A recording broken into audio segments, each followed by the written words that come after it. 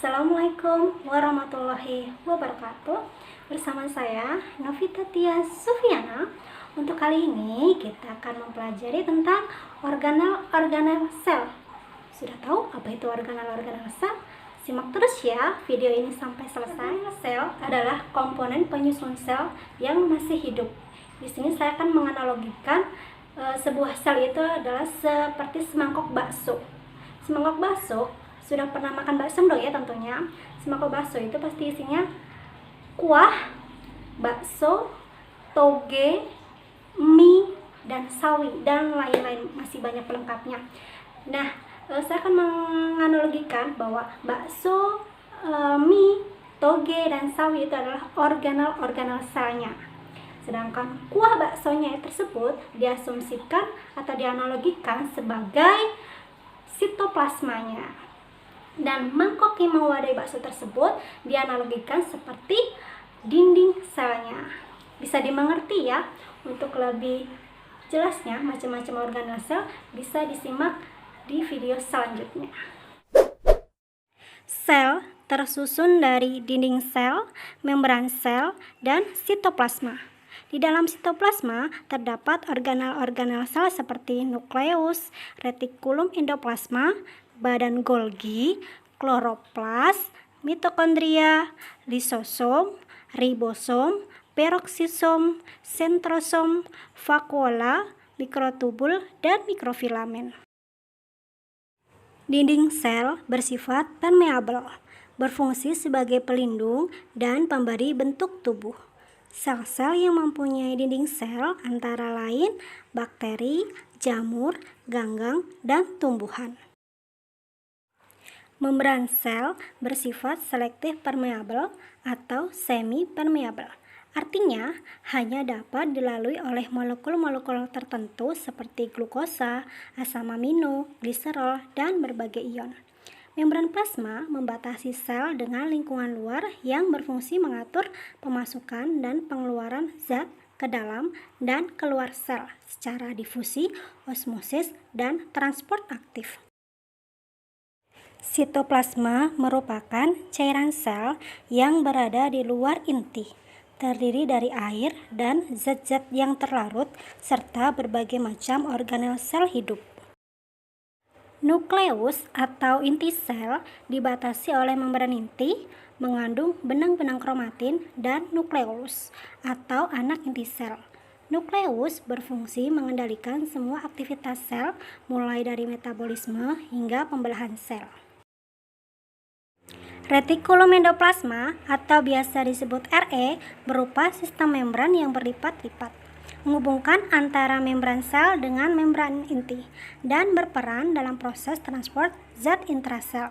Ada dua macam RE, yaitu RE halus dan RE kasar. RE halus tidak terdapat ribosom, berfungsi sebagai tempat sintesis lipid. Sedangkan RE kasar terdapat ribosom, berfungsi sebagai tempat sintesis protein. Badan Golgi berbentuk seperti kantung pipih, berfungsi dalam proses sekresi lendir, glikoprotein, karbohidrat, lemak, atau enzim, serta membentuk lisosom. Karena fungsinya dalam hal sekresi, maka badan Golgi banyak ditemui pada sel-sel penyusun kelenjar. Mitokondria merupakan organel bermembran ganda yang berperan untuk respirasi seluler. Membran bagian dalam mitokondria ini melekuk-lekuk membentuk krista. Membran dalam mitokondria membentuk ATP atau energi seluler. Bagian matriks mitokondria berfungsi untuk oksidasi asam lemak dan katabolisme asetil koenzim. Kloroplas merupakan organel yang berperan dalam proses fotosintesis. Kloroplas memiliki bentuk oval dan diselubungi oleh membran ganda. Bagian dalam kloroplas terdapat membran tilakoid bertumbuk yang dinamakan grana, dan terdapat matriks yang disebut dengan stroma. Lisosom merupakan kantung bulat bermembran tunggal. Lisosom mengandung enzim hidrolase yang bermanfaat untuk mencerna zat seperti mencerna bagian sel yang sudah tua dan mencerna makanan yang memiliki ukuran yang besar.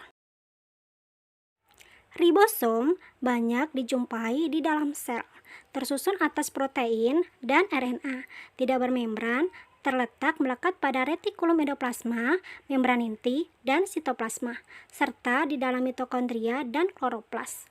Fungsi ribosom untuk sintesis protein. Peroksisom memiliki bentuk kantung bulat dengan membran tunggal. Peroksisom mengandung enzim oksidatif seperti katalase. Peroksisom memiliki peran dalam proses oksidasi asam lemak, etanol, dan senyawa yang lain.